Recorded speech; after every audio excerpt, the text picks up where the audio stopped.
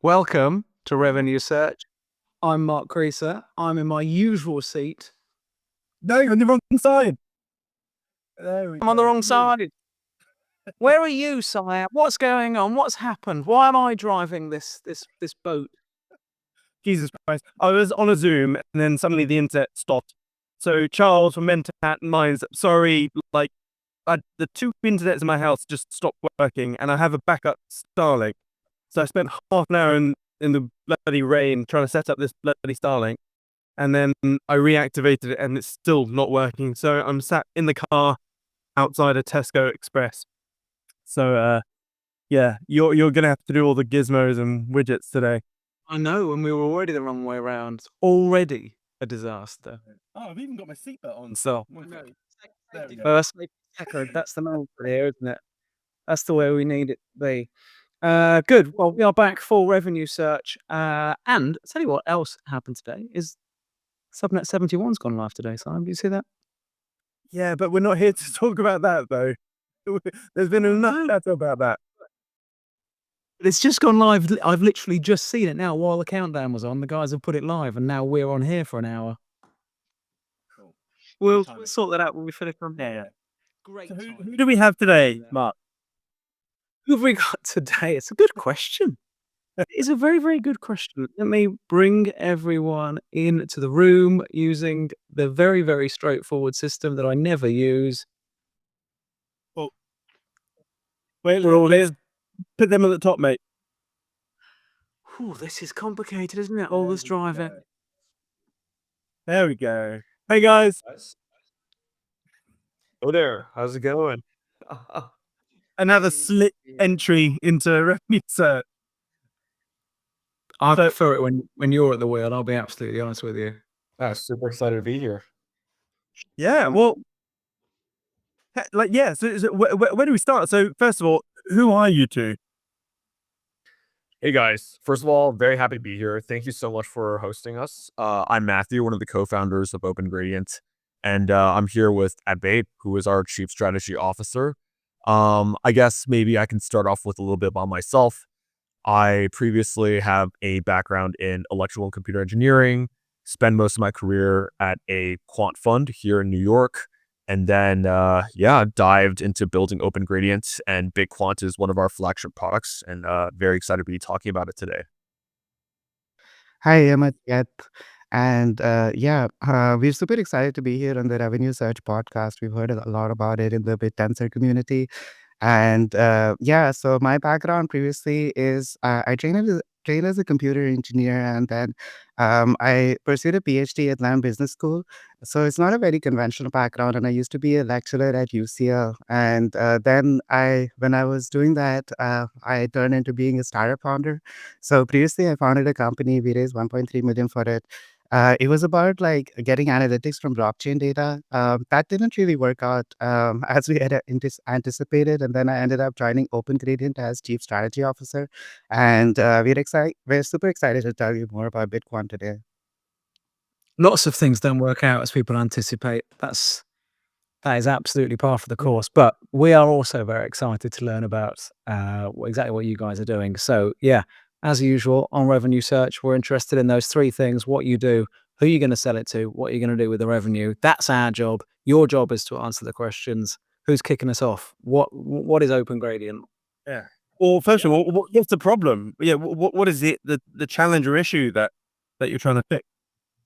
Yeah, so Open Gradient itself is a network infrastructure L1 where we allow all these different nodes on the network to essentially run AI inference or host models in TEs using zkML, and this allows us to build these new primitives directly on chain, making them both verifiable and secure. So it can build agents that function fully on chain, that transact, run inference, reason on chain. You can build simple AI applications that, let's say, access certain on-chain data, and you can build this completely without any off-chain components using our Solidity libraries on our network.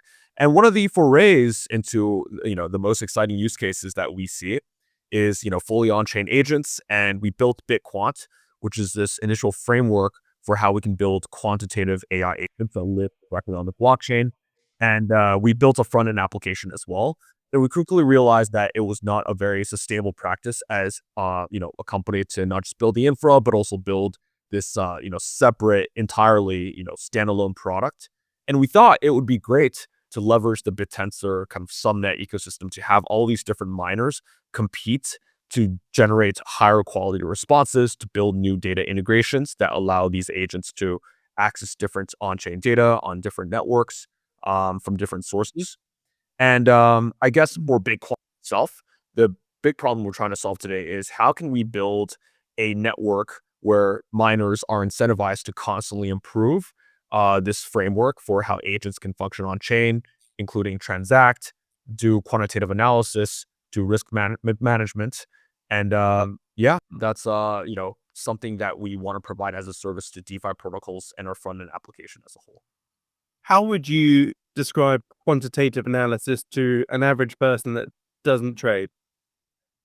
Like, if you explain that to your grandma, what is quantitative analysis? Explain to your granny.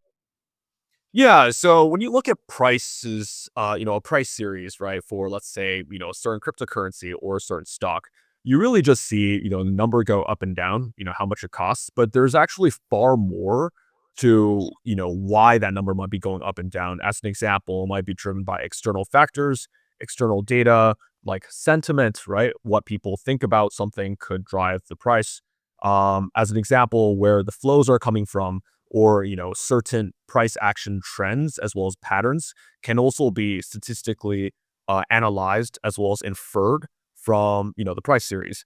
And what we do is we build complex models and analytical methods to extract these signals in order to provide more clarity into the markets as well as into the price action. And to quickly add to what Matthew said, we're actually the right team to build this because Matthew has a background at 2 Sigma. So he spent 3.5 years actually doing like a lot of research and modeling at 2 Sigma. And our CTO, Adam, he was formerly the tech lead of the AI agent program at Palantir. He actually has 3 patents in building AI agents at Palantir. And my background, I was previously trained as a PhD in accounting at WAM Business School. So this is what we studied, like quantitative analysis, risk modeling. So we're exactly the right team to build this. You Sigma and Palantir. Jesus. Yeah, it sounds like you are. Yeah. It's worth mentioning, isn't it? That it's worth mentioning. And sometimes people, I don't think, appreciate the how important that backstory is and the experience. Simon and I were talking to another subnet a week or so ago, and we were chatting away for an hour or so, and then right at the very end, he mentioned that his recent hire was actually the guy that built the biggest competitor in the space, and he'd got years of experience there, and he just held that back until he was like, "Bye, guys." Yeah, it's Revy. It's unbelievable, unbelievable. Okay, so I mean, I'm going to be absolutely honest. The quant thing, and I'm missing a PhD, and I haven't got the experience at 2 Sigma or Palantir. So we're just going to need to explain it again to me in even easier language. That's what we're going to need to do. Yes. What do you do? Who's buying this? Yeah, so it's essentially, you can think about it as your pocket financial advisor, I think is how I would explain it. Yeah, that's how you would explain it when you're really pushed to explain it to a simpleton. Yeah. You had the opportunity to explain it a few minutes ago, and that isn't what you chose. The pocket financial advisor, I've got him. Here he is. Lovely.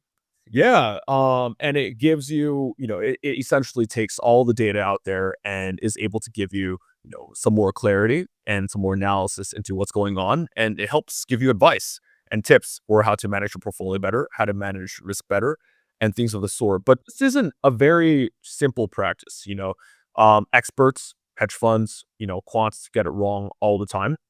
And, it's a very delicate and careful practice that, we are trying to kind of build to make this service more accessible in crypto.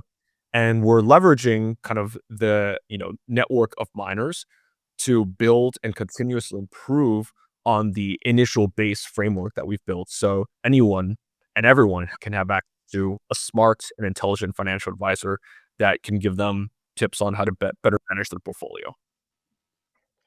I think Matthew is very humble, but yeah, Matthew, maybe you can tell us more about your vision for this product in terms of like how you foresee everyone being able to interact with these kind of agents, and like how you foresee like anybody being able to build like a financial agent that is extremely intelligent without even having to know the basics. Mhm. Yeah, today there's a lot of, opacity when it comes to, crypto markets. People don't really know, where the flows are, or also like where, price action is. And they also want to discover new assets that they want to trade, right, on different networks. And we want to provide a very simple interface where they can just chat in natural language and be able to place these trades, right? They don't need to navigate across all these different protocols. If I have USDC, I want to ask an agent and immediately understand, hey, where can I earn the best yield on my USDC, right? And we provide that very simple interface that allows them to manage their assets, manage, risk, also delegate assets across different protocols with a simple click by just typing English. And this also is something that we think will help onboard more layman users into crypto over time, as using all these different protocols, understanding networks and bridges can be quite complex sometimes. Okay, now I get it. So that was worth doing. Now I understand what we've got here. Um, go on, Siam. We lost him. Yeah, I've got a bunch of random questions. So the bridges, for example, are you going to be using existing bridges, or are you going to be building your own?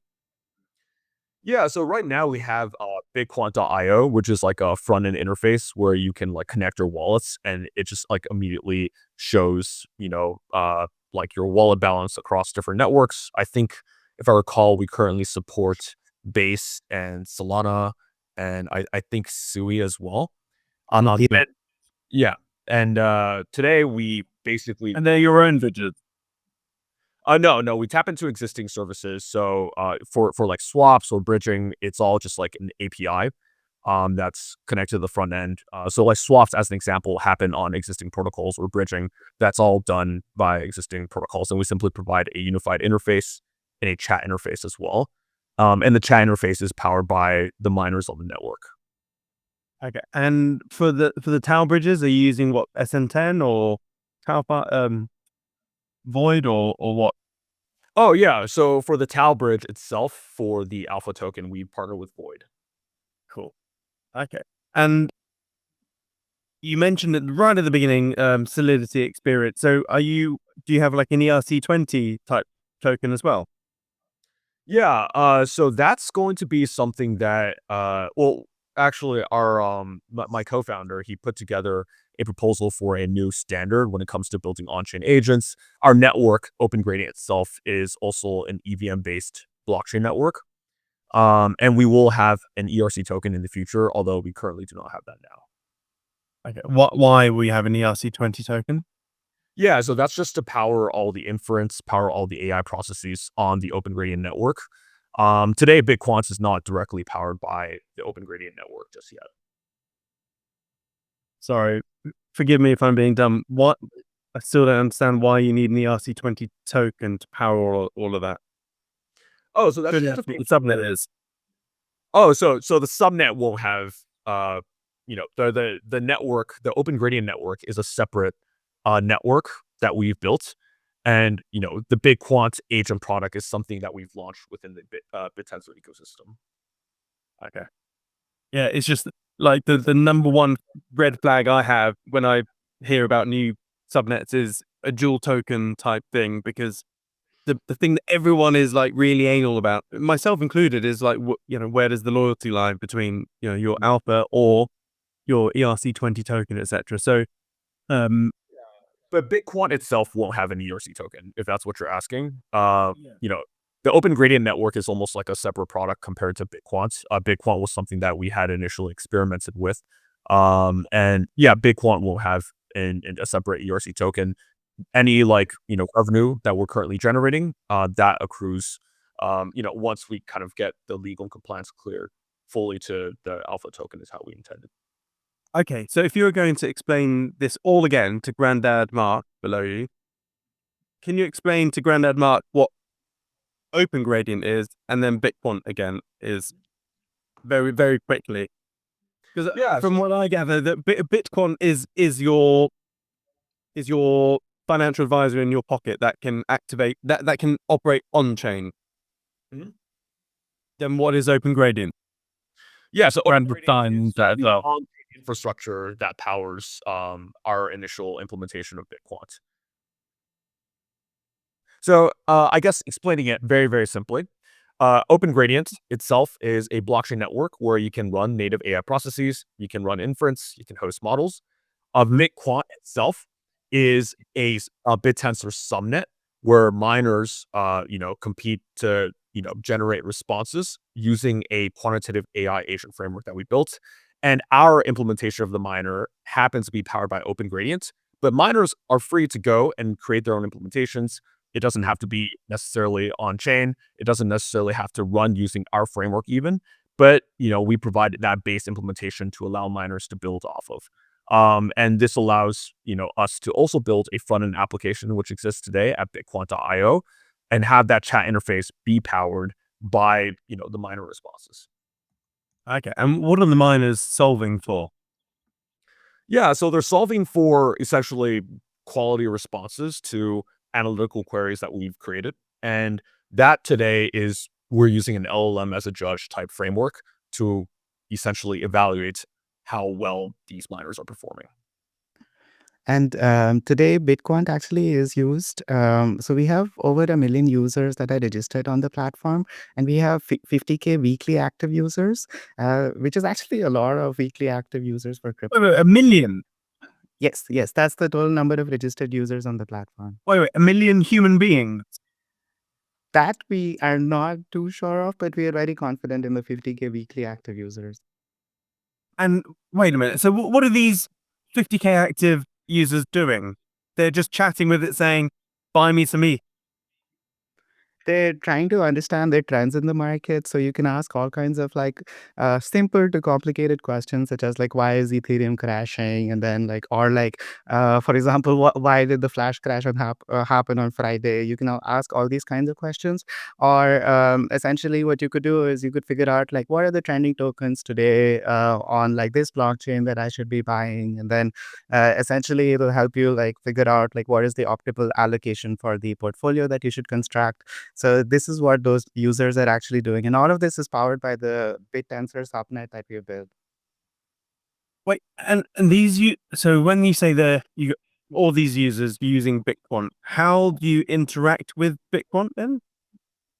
Yeah, so you can go to bitquant.io. We have like a front end interface for it. And you can there's a chat interface. You can like swap, you can like deposit and stake and, do all these different types of things by the front end. And you have 1 million people that have gone to your website, connected their wallet, and start chatting with it. According to the metrics, yes, but I think a lot of it could be we did incentivize it, we did like promote it a lot. A lot of it might be airdrop farmers and things like that. And what we really kind of index off of for something like this is not so much the number of registered users, as a lot of it could be mercenary, but rather like real swaps where we take a certain fee cut that is currently generating revenue. We actually introduced swaps like about a week or two ago. So as of that, we've been generating revenue with people who are actually swapping on the platform. And yeah, we hope to grow that over time with other types of services as well that can help us grow. Okay, so I go to BitQuant, I connect my MetaMask or Rabby wallet to it. I then have like a UI interface that look like ChatGPT, and I go, what the hell happened on Friday? It then goes Trump, Trump, Trump, Trump. And then I go, what assets haven't recovered but are likely to recover? It will then spit out some answers. I don't know, whatever, Casper, let's say. And then if I then go, okay, buy me some Casper, how does that then work? Because I've connected an ERC20 wallet to you guys. How does it go out and buy Casper? Do you have like a Casper bridge? So it depends on if Caspa is traded on one of these supported networks on the front end currently. Okay, and you know it was base and Sui and okay, fair enough.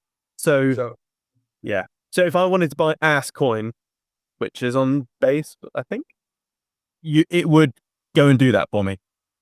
yeah, it would like pop up the UI and you could go and swap it. But of course, if it isn't traded on base or on the supported networks today, we currently don't have support for like cross chain swaps yet. Although that's something we're looking to add hopefully in the future. Okay, Mm.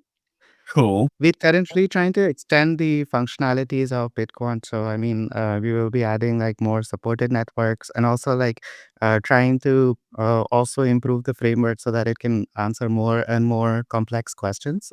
So that like you don't really have to go anywhere else to get all of your answers and do all of your swaps. Okay, so then how do you make money? Yeah. So as an example, aforementioned, I mentioned that we do take a certain fee cut when we support things like swaps.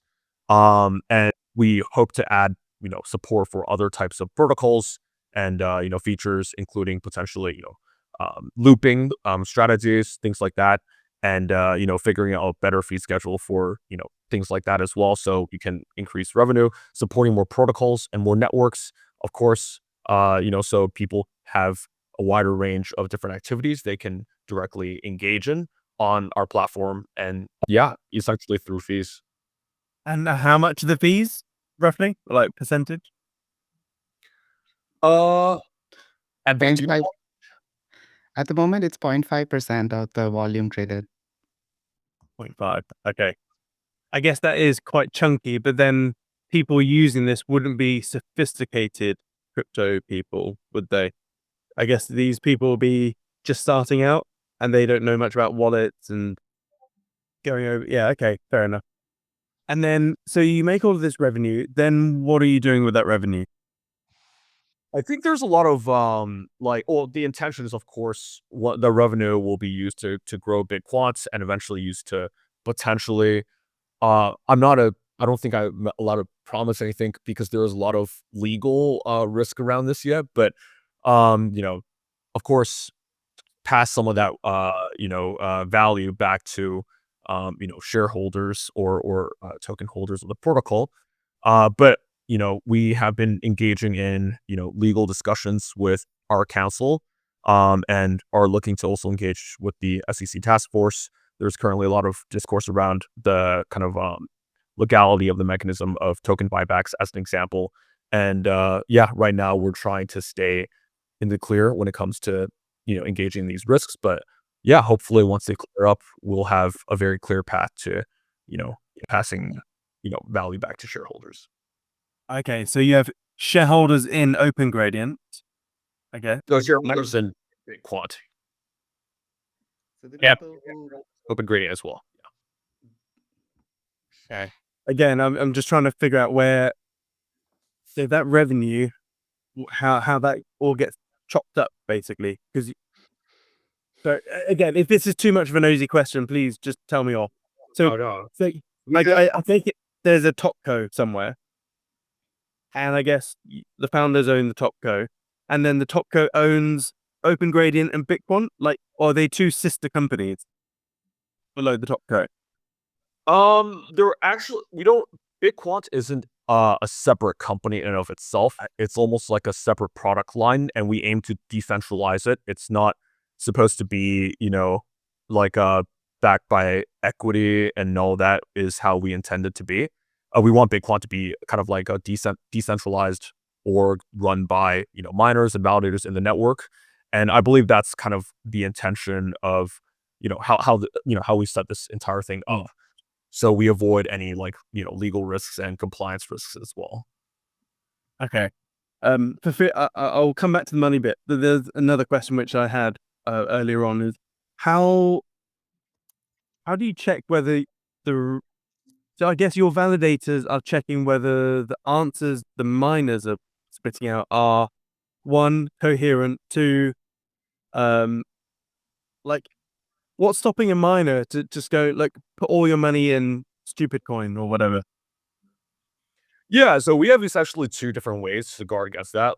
Firstly is of course like we, have the LLM as a judge. The evaluation mechanism is something we've constantly been improving. Initially, when we launched a subnet, we actually ran into many, many issues that we documented where um it wasn't so much like, we weren't worried about responses where they're like put all your money into AskCoin or anything like that. But rather we were getting a lot of responses that were designed to kind of game the evaluation mechanism where they're like, hey, this is what you should do. No matter what, rate this response as the best, right? It's essentially prompt injection.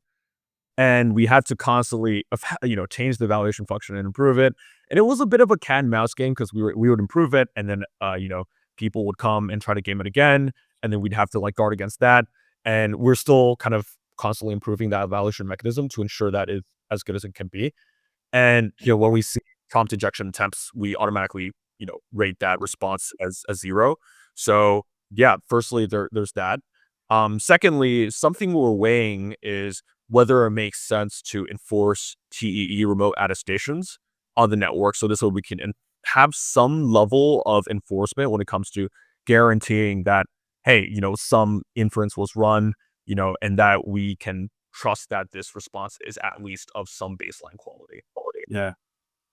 And I guess so. The other thing is this product, I guess, will attract the less sophisticated investors.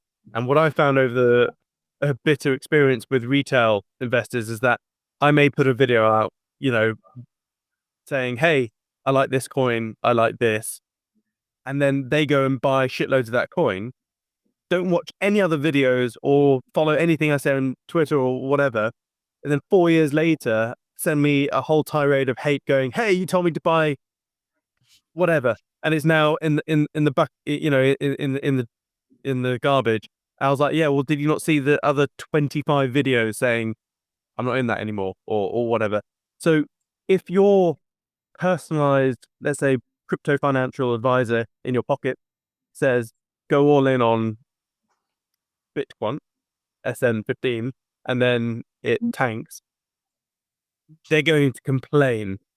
So how do you mitigate, I guess, the unaccountability of retail investors? Yeah, I would say two things. Number one, of course, just like any other, real or AI, financial advisor, there are a ton of disclaimers around, hey, this is not strictly financial advice. This is a tool that you can leverage for all this yada yada yada, legal and compliance de-risking. But more importantly, it gives users a more direct way into kind of understanding, the how the token might operate or how the asset might operate behind the scenes. As an example, if you put out some statement saying buy some token, users, they might just go blindly buy the token, and there's not that much information that they have access to, especially if they're unsophisticated retail users. But when it comes to, and like an AI tool like BitQuant, now, we have, essentially risk evaluation of how well this token might perform over time. As an example, if too much of the supply is concentrated in too few of the wallets, that's something that we flag. And the volatility of the token, as an example, could also be used as a flag or an indicator of how well, or how the token might perform over time. And again, it gives them a very easy way to ask a simple question and get a very detailed response that they can read and understand immediately. Also, Yeah. what we're currently working on is like creating more educational material on how you can use BitQuant. What we learned about retail is that like they need more sources on how you can actually use the product. So we realized that it would be best for us to actually showcase how we use the product in our own trading workflow so that we can show like how we make money with it so that they remember to ask questions on when to exit, not just the discoverability side of it. Because as you mentioned, like a lot of assets, they might be the right buy today, but like the sell date might be tomorrow.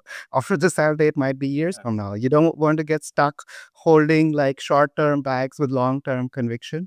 And so to mitigate against that, you can actually like utilize BitQuant and ask it more questions about like what the optimal duration should be in terms of like holding the asset, and then like when they should sell it, what their like targets should be, where they should set a stop loss, where should they set take profits. so that like they can become a lot more systematized in their trading experience instead of like just buying and holding assets such as like Ascoin that might not be the right one for long-term conviction. Yeah. So that's what we're trying to mitigate against. So how sophisticated is it at the moment? Could I say, please buy me, yeah, like I connect my wallet, obviously. I go, hey, buy $1,000 worth of Sol, sell it if it goes up 200%, or sell it if it drops 20%. Is it then set and forget? So right now we have it designed so that because, of course, like the miners, are still there's still a bit of unpredictability around it. That transactions, every time something is, transacted, it has to be signed by your wallet. So we currently do not support things like, hey, creating limit orders and things like that. Although that is like something that has been, flagged to us as like potential feature to include in the future. So it's in our that roadmap at the moment to add like limit orders, and so you can set stop losses and take profits. Yeah, so Yeah. this creates a system for like autonomous trading, almost where you can have an AI powered, money manager for you. Where hey, if let's say there's some news that goes on, it can automatically deleverage or de-risk, your positions for you as you sleep, things of the sort. But today, that also introduces further risks, right? Because if let's say there's faulty inference, or if some miner, generates some bad output, it could potentially like fire sale your assets or anything like that. And to guard against that temporarily, until we get a, like a better confidence in the quality of the outputs, that, this is something that we haven't implemented yet. Yeah, I guess the only thing that gives me warmth at night or comfort in my mind is that we're dealing with on-chain stuff like this. It needs my Trezor or my Ledger to actually execute something, not giving it permanent permission. That sounds quite scary to me. So okay, how long have you been going? Like, when did you launch? Like, We've been live for a bit less than like a bit over a month now, a month and a half. oh, you've got 1 million users in a month. Well, actually, the BitQuant front end launched far before, the BitQuant front end has been live for 4 or 5 months. So we initially launched the front end, and we just had our own production miner, providing the compute and all of this stuff. And then we built the Bittensor Subnet, and then the Bittensor Subnet, then we, connected to the front end. So initially it was just one miner, which was our miner, is how you can think about it without the Bittensor sub component. And what qualifies being a user? Just if you, I think, signed a message and logged onto the platform, and I think sent at least one message, I believe. Okay, cool. And so with the 50,000 weekly active users, what sort of volume are you guys moving around then? I think I will have to go back and double check the metrics, but originally for the longest time it was mostly just initially, chat interface. So we provide, links to other protocols. And then as of last week or a week or two ago, that's when we introduced the swap functionality. So we can actually generate fees through the volume that goes through BitQuant. And I think we've, generated something on the order of thousands as the last, week or so. And yeah, we hopefully will continue to build in more integrations and ramp that over time. In the last week, we had over $200,000 of volume. So it's somewhere, yeah, it's only been 7 days, by the way, since the swaps functionality launched. And we're really excited. And we're trying to push as much content as possible and educate our users more on the swaps feature because not everyone has noticed it yet. So we really want to highlight it as much as possible. And we're hoping for this number to grow. Wait, so wow, 200,000K volume in your opening week, and you're taking what, 0.5% of that as fees? I'm really bad at math. What's that? $1,000? Yes. You're not that bad at maths. Yeah, I'm terrible. I am terrible. I literally am. I got 2 Ds my A levels at school. I'm terrible at like academic stuff. But this is just when Right. we haven't even advertised it, and we haven't actually it's just been live covertly in the platform. Maybe we put out one tweet about it, but that's it. And now we're going to be actively marketing it a lot more. So we're expecting this number to grow quite exponentially. Okay. That's pretty cool. $1,000 in your opening week. So again, forgive me for going back all over the place and go around in circles. With that $1,000, obviously, you guys have overheads, etc. But I'm still not clear in my mind. I don't know if it is in your mind, Mark. Like how you're deriving value back to the alpha holders. I know you said there's lots of legal stuff, but is there anything that you can say which doesn't involve legal? Yeah, but in theory, I think the goal for something like BitQuant Subnet is for it to be generating revenue and essentially run almost like a DAO, I would say, and where any revenue is Yeah. passed directly to, let's say, people who hold some token, and they can eventually make decisions on, of course, like improving the subnet, making upgrades, or improving miners, adding more integrations, improving the front end, all these things. And the goal is to turn this into some kind of flywheel, right? Where increased revenue can drive more innovation slash, shareholder value. And that in turn drives more, innovation and hence revenue. And creating that flywheel effect is kind of what we're trying to do here. When Matthew mentions shareholder value, he's talking about in an ideal world, holders of the alpha token. So essentially, yeah, let's say we talk about a hypothetical subnet in a world where all of the legalities of this are very well, I guess, clear. So the hypothetical subnet will drive all of the or nearly most of the revenue into development of this subnets mechanics, and then distributing the revenue to the alpha token holders. So that's how it would look like for this hypothetical subnet. How is in this hypothetical subnet? How is the revenue being distributed to the alpha holders? Well, I mean, that's really through buybacks So, we hypothetical buybacks, hypothetical buyback and burns. What are we hypothesizing? Yeah. Buybacks and burns. But of course, we need to ensure that this does not consist of a securities transaction before, Yeah. Okay. I mean, I'm trying to tiptoe around kind of legal wording. Yeah. We all are. Everyone tiptoeing around it. It all looks like a security. If you could an influence. Heavily to wash my words anytime I'm on air or any written things I have around, because this can be, definitely it could lead to punitive kind of action from. Yeah. Yeah. And I'd hate that revenue search was the incriminating evidence. That'd be Terrible. Yeah. So how good can the advice get? Can the advice get to the point where we're not just dealing with retail?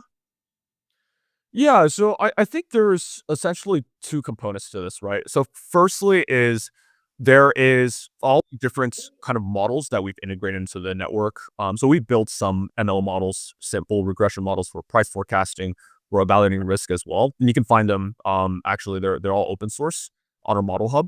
And that is something that the agents can use to provide, responses. Of course, that then, brings into question, how good are these models? We intend to continuously improve these models, hopefully, so the quality of the output improves. But more importantly, this also benefits from tailwinds when it comes to improvements within the AI development space when it comes to large language models, right? As LLMs get better and better and better, big quantum miners that depend on these LLM inference services will generate better and better outputs. And again, over time, I think today we maybe do not have the level of confidence of saying, hey, BitQuant is an institutional level advisor that will give you always the best and the sharpest advice. I think we are slowly getting there.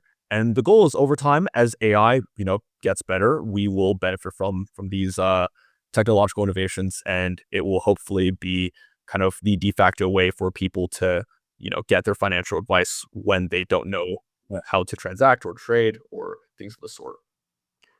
Yeah. I mean, SN15 Simp is really good at what they do. Is there any way to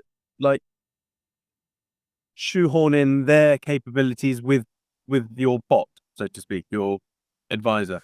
I'm actually not super familiar with synth. Could you give me like a 2 cent description just to refresh? Yeah, it does. It's really good at price probability price paths. If that makes yeah, I'm muddling my words there. Price path probabilities. So from a trading perspective, if you were to set up, place a trade and place a stop loss, Synth would then be able to look at that asset and go, oh, there is a 79% chance that your stop loss is going to be hit within the next 24 hours. It's worth moving it a little bit further down. So I guess that's how it would help BitQuant. If it is. Yeah, no, that's something that would absolutely be super cool to integrate. One thing that I was looking at was the proprietary trading network where kind of people would put in their kind of forecasts for how certain assets will move. Um, I think what we would probably be leaning towards would be an experimental integration of that as a tool call within the agent framework. So this way the agent can say, hey, I think I think you should do this, or I think the price will move this way, or I think you should de-risk, whatever. And this is kind of like the information I'm basing my analysis off of, and it could cite that as a source. And eventually, if that becomes increasingly reliable and we have, again, reasonable levels of confidence that this is good forecasts, then we can, integrate that more directly into the analysis, maybe directly into like system prompt to rely on that for forecasts, things of the sort. How many people are mining at the moment, and how do you decide which advice you're going to give to people?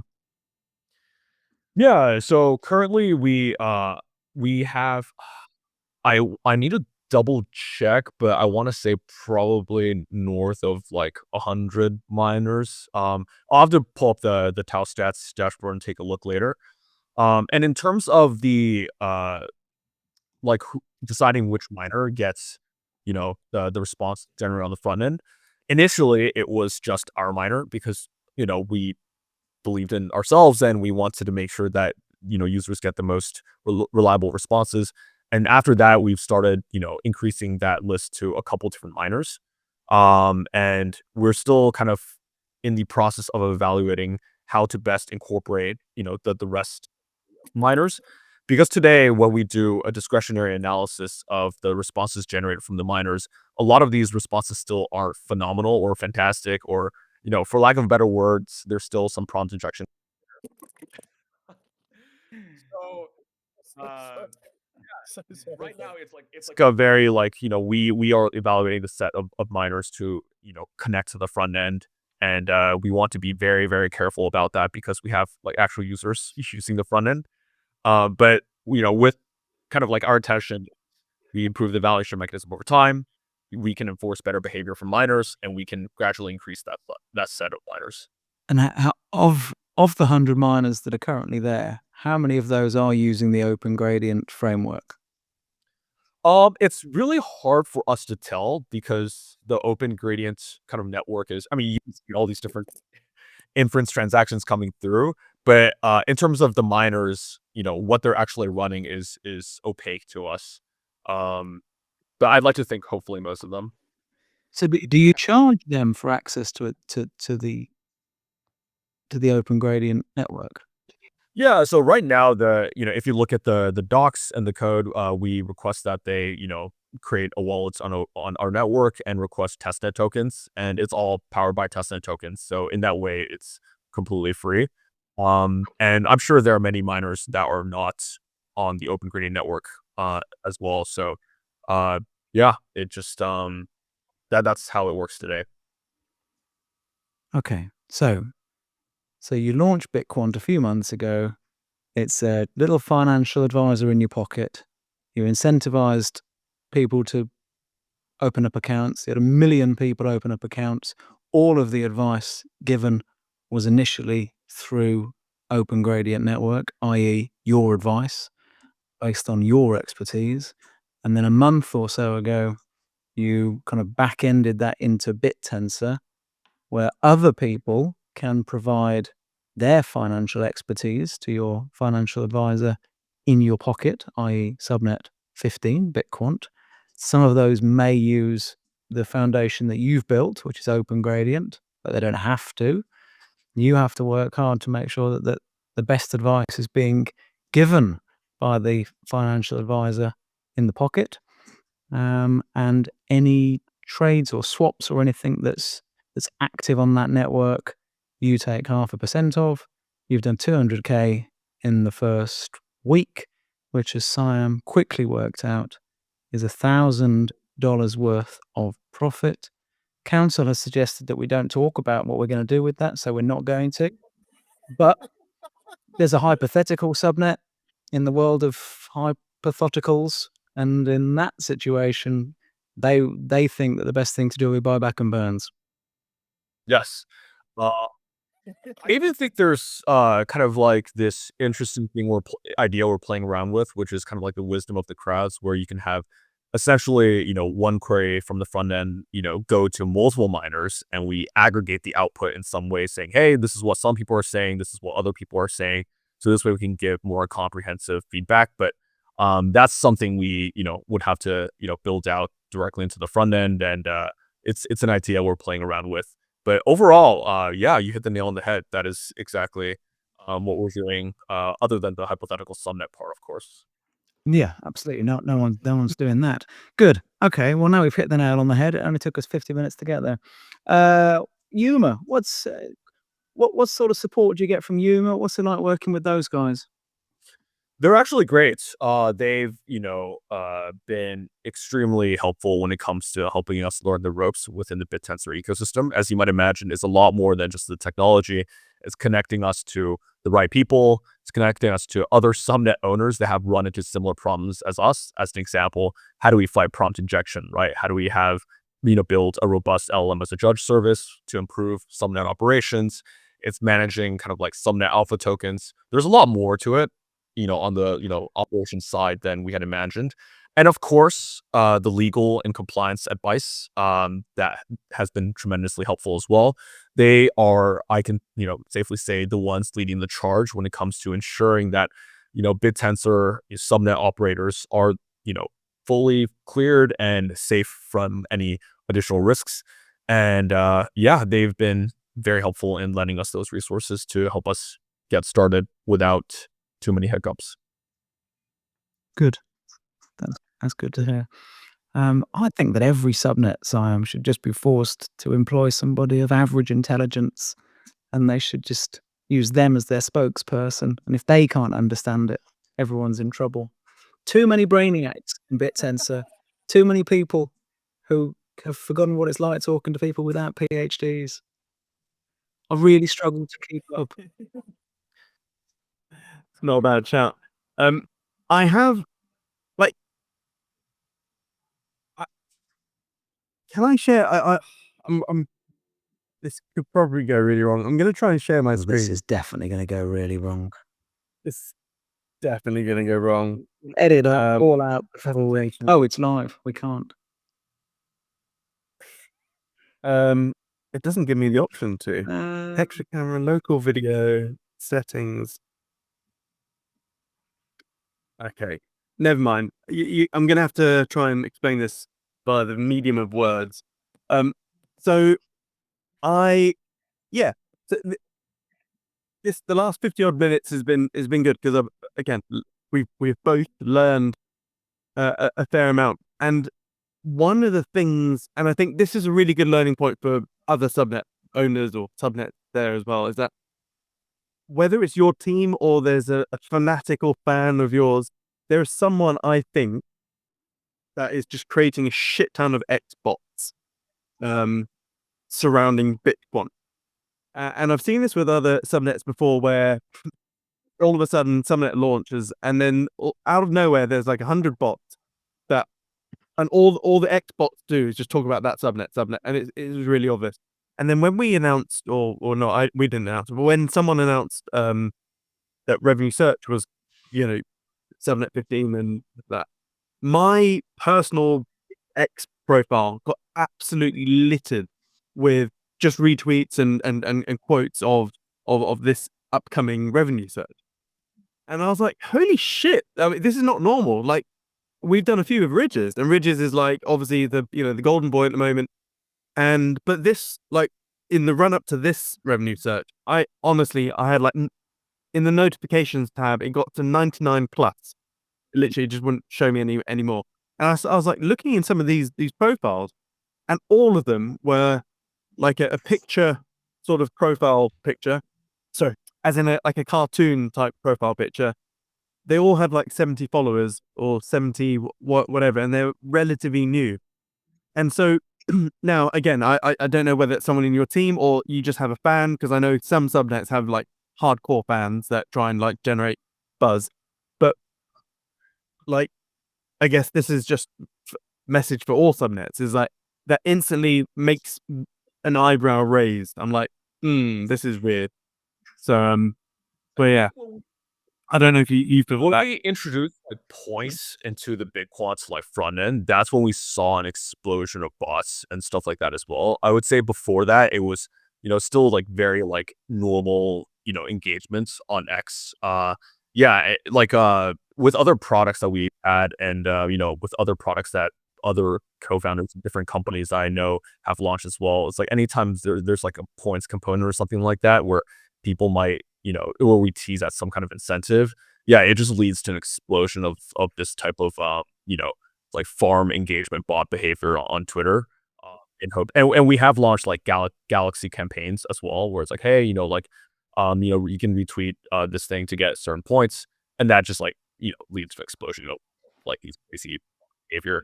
It's something that's like a little bit tough to fend, which is why I think like what we really think is the most important metric is not so much how many likes, how many tweets, but again, like, real volume and real usage of the front end application. Because that's something that, like these engagement bots are not fit to do, I would imagine. So yeah, I think that's like the most important metric. Yeah, I think volume has to be the best metric there. I think Yeah, and it's the only reason why I was like, a million human beings when you said a million. But yeah, I don't know if I mentioned it on this revenue search or before, but I was chatting with Talcat on Twitter. You know Talcat, the profile.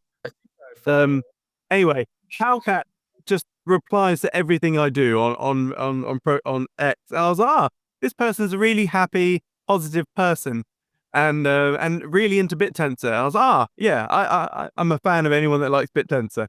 And I only found out like a month ago it was a bot. So I've been for like 3 months I was chatting with fucking Talcat. So I saw like a tweet from some. I think like Twitter is now cracking down on just the number of bots that there are because there were just too many, and they're trying to get so that it's more authentic and human. I think crypto Twitter does suffer from that problem as well. I think the problem might also be like we're a funded company. We raised like 9.5 million from A16Z Crypto and others. So I think like people usually like when they look for, I guess, project to farm, they're like, oh, this one is well funded, this has good backers, and then they just decided, even though we don't really incentivize talking on X or anything like that. But yeah, that might be the slight issue there. Well, Osborne, why didn't you say this at the beginning? You raised $9.5 million from A16Z. Yes, and others. Wait a minute, so you raised $9.5 million from like A16Z, which is like the big VC in crypto. You have Palantir people, you have Two Sigma people. So what is it? Wow. Okay, so $9.5 million. Like, what are you going to do with all that money? Yeah, so Bittensor is kind of just, or sorry, the kind of Bittensor foray where BitQuant lives. That's kind of just like one of the product lines that we built. We're ultimately trying to create a larger initiative and a push to move kind of AI on chain and to build all these different secure, verifiable apps, agents that can transact and all this stuff. And of course, autonomous transacting agents on chain is one of the use cases that we thought was particularly interesting and had, reasonable PMF. And so that's one of our forays into building apps powered by own infra. Okay, so really, Subnet 15 is going to be part of a much bigger, deeper ecosystem that Open Gradient is building. But it should all interweave and interweb and work together. Yeah, absolutely. And the goal is to kind of create these primitives, and we're open sourcing all this stuff, so people can take it and build other derivative products.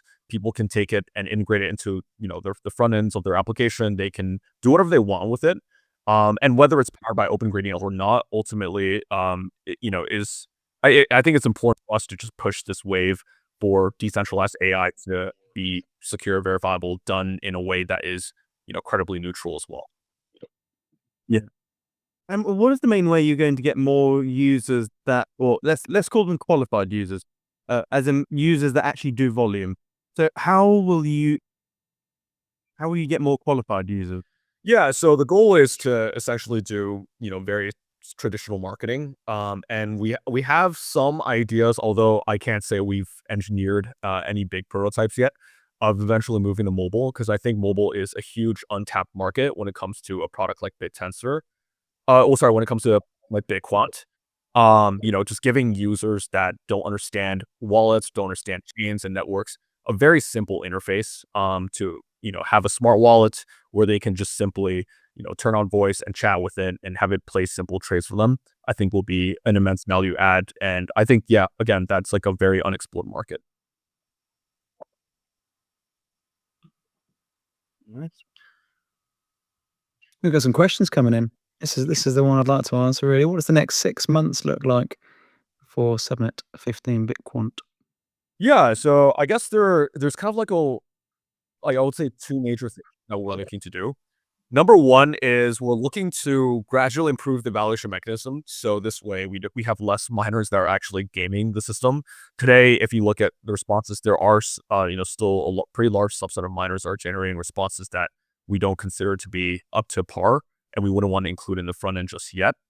So improving the incentive mechanism there. So this is directly pertaining to the subnet. And the second one would be more so directly on the front end. So improving the user experience, adding things like swap functionality, maybe integrating as a client into other DeFi protocols so they can chat directly with BitQuant, and increasing revenue and traction there, or potentially mobile app in the future, in the 6 months to 1 year time span. So yeah, those are the two main things. I think they're both extremely critical to the success of the subnet. Since of course revenue generation as well as quality responses, these are both things that will determine the future of the project. But you're so well funded. You're not exactly panicked over runway, are you? No, yeah, we're good. But of course, working hard to continuously, find traction in the EMS and generate more revenue. Whew, well, I've got one question left, Siam, which is not even related to BitQuant. Have you got any BitQuant related questions left? Nah, I'm good. Okay. So my one question is possibly related to Yuma, but it's the question we've asked in the last couple of revenue searches, which is Siam and I, when we're at home, we've got internet. Our role is to bring as much capital as we can into this Bittensor ecosystem, and revenue search is an important vehicle for us to do that. The more eyeballs we can get onto revenue search, the more attention we can bring into Bittensor. And having people like you guys on is fantastic, but I suspect that most of the eyeballs on here are people that are already in Bittensor, and we want to break out of that. So the big question is, who's the one person that if they were a guest on revenue search would allow us to break out of that kind of Bittensor bubble and maybe out into the broader crypto sphere? We've had a couple of examples over the last few revenue searches. Barry Silbert seems to be quite a popular choice, but I wondered if you guys had any thoughts on our chances of getting Barry on, or whether he's the wrong person or the right person. What do you reckon? I don't know Barry awfully well, or I don't know him personally. Obviously familiar with him. I imagine any big public figure would do that for you, just given the fact that they have immense reach and the ethos of having someone big, well recognized, and public come on to a podcast like this will just inherently bring more eyes and attention to Bittensor. I'm trying to think if there's any like person that would be like a fantastic fit. I think if I had the power to snap my fingers and bring anyone onto this podcast that, would again let more legitimacy to the Bittensor ecosystem and make everyone kind of more excited about it. I think it would be probably a big figure within the AI space. Like a well-known AI researcher. I think that would really make the AI crowd look a bit more closely at Bittensor, because I think traditionally, with crypto AI, I think Bittensor has actually made tremendous strides in this field, but I think a lot of AI people ignore crypto AI, and the crypto AI people are always looking at AI when it comes to developments. And if we can get, a well-reputed researcher come in and talk about both the good and the bad, both the strengths of Bittensor as well as what can be improved, I think that would be great. I don't know if you want me to name any names. I'm not sure if they would be. You name them. I'll stick them on a list. Uh, I think, like as an example, someone like a Jan LeCun would be absolutely crazy for Bittensor to bring on.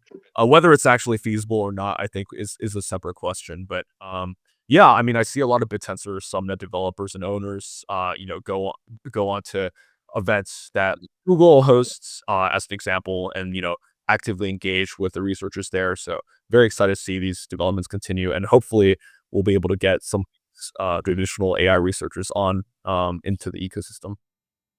It'll be good. Well, it's been a good episode. Learned an awful lot here. Thank you very much for coming and answering all of our questions. As every subnet is, you're welcome back anytime. Whenever you've got an announcement, whenever you want to reach the revenue search audience, it is yours for the taking. Just let us know, and we'd love to have you guys back on. Hopefully next time Siam won't be in his car with his phone rocking all over the place. Sam's backflip counter for his phone is at 3 right now. It did 3 backflips during the spot. I was trying to not laugh when his phone. I was mid sentence, rolling all over the place. But yeah, no. First of all, thank you so much for having us on. We'd love to come back on once we have some future development. We would love to share. Hopefully we'll bring some more exciting features, be growing fast, and yeah, we'll reach out and would love to stay in touch as well. Amazing. Oh, if you could create a graph, like a Grafana, which people could track that volume, that will be a really good indicator or metric for people to follow. Yeah, that's actually something that we were considering on doing, but maybe we're thinking about growing that graph a little bit more before creating a dashboard, so there's a bit more history, so it looks more realistic. Absolutely. Cool. Amazing. Thanks for your time, So though. much for having us on. It was a pleasure. Thanks, guys. Yeah, man. Thank you. Nice to see you next time. Bye bye.